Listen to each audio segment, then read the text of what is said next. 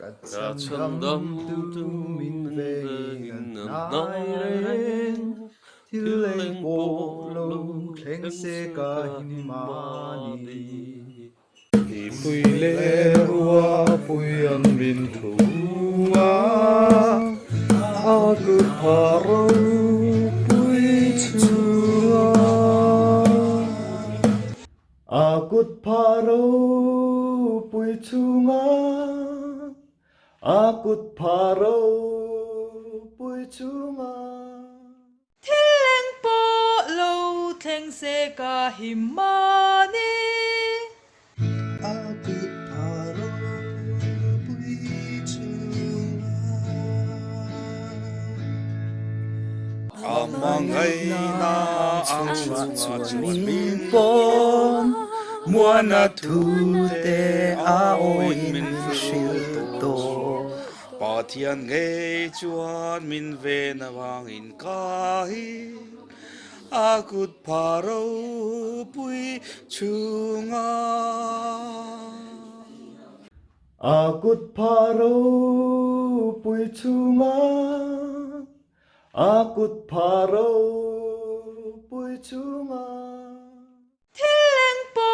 lâu theng se ka himani Akut paro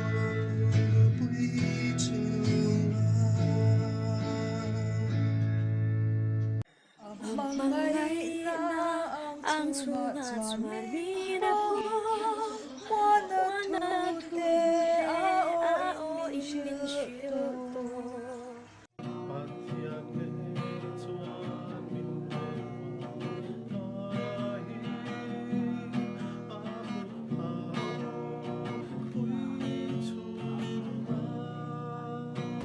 Akut paro pui chunga Akut paro pui chunga Thilen po lo keng se ka mani Akut paro pui chunga Athara veng kalsan lovang Ahai la kan eng man min chen lo